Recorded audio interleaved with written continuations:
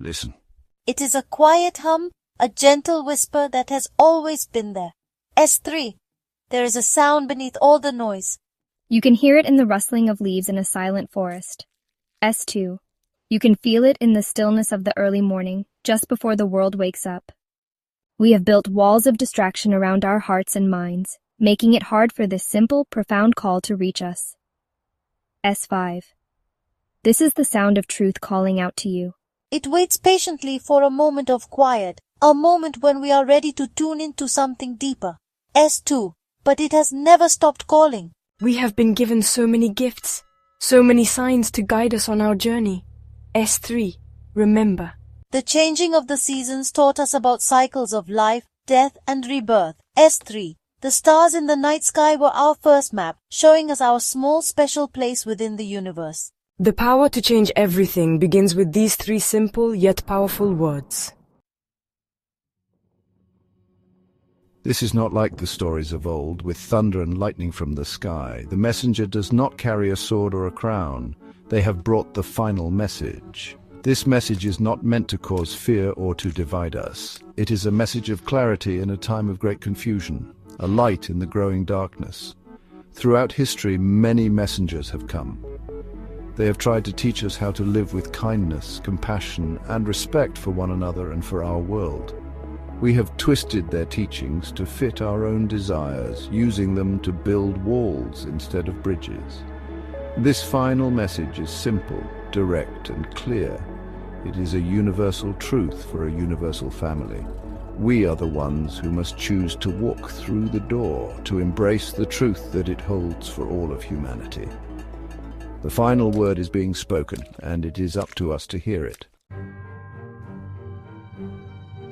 We saw the signs in the world around us, but we turned away. S3. The truth has been calling to us in countless ways, but we have chosen not to listen. The air grew heavy with our waste, but we continued to breathe it in without a thought. S3. The forest began to disappear, but we continued to cut them down. We were given great gifts. S3. We were given a garden, a paradise, and we slowly, piece by piece, began to turn it into a wasteland. With our passionate hearts, we fueled wars and hatred. S3. With our clever minds, we created weapons of terrible destruction. The earth itself was crying out to us, warning us that we were on a dangerous path. S3. The storms grew stronger, the fires burned hotter, and the ground shook beneath our feet. Remembering is the first step toward finding our way back. In recent times, we unlocked a new kind of power. We called it science. It gave us the ability to see into the farthest reaches of space and into the smallest building blocks of life. With this knowledge, we performed miracles. We learned to heal diseases that had plagued us for centuries. We found ways to grow more food and feed more people. We built machines that could carry us across the sky and voices that could travel across the world in an instant.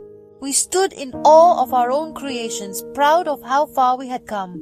But this sword of knowledge has 2 edges. The same knowledge that allowed us to understand the atom also gave us the power to build bombs. Our power grew much faster than our wisdom, and this imbalance has brought us to a dangerous place. Science has given us incredible tools, but it has not given us the instructions on how to use them wisely.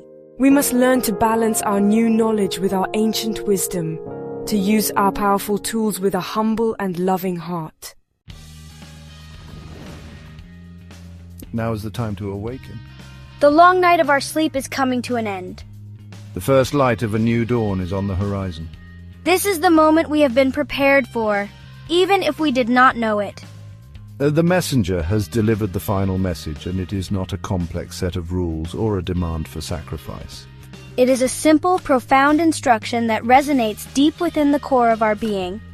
The final instruction from God, from the source of all life, is this: you are all one. Remember your oneness. See the light in every eye, for it is the same light that shines within you.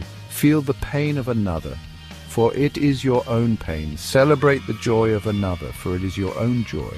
Your separation is an illusion you have created. Your unity is the eternal truth. This is the message.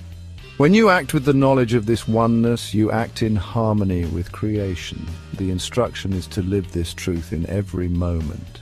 Let this message sink deep into your soul. Now it is up to us. The future is not a distant shore we are sailing toward. It is a seed that is planted in the present moment.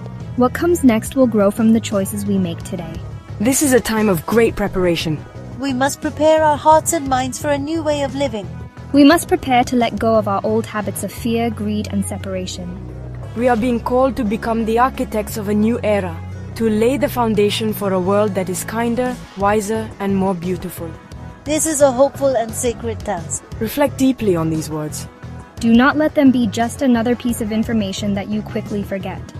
It is about discovering the leader within yourself. The final message is a mirror, showing you your own true face, the face of a divine being who is part of a divine whole.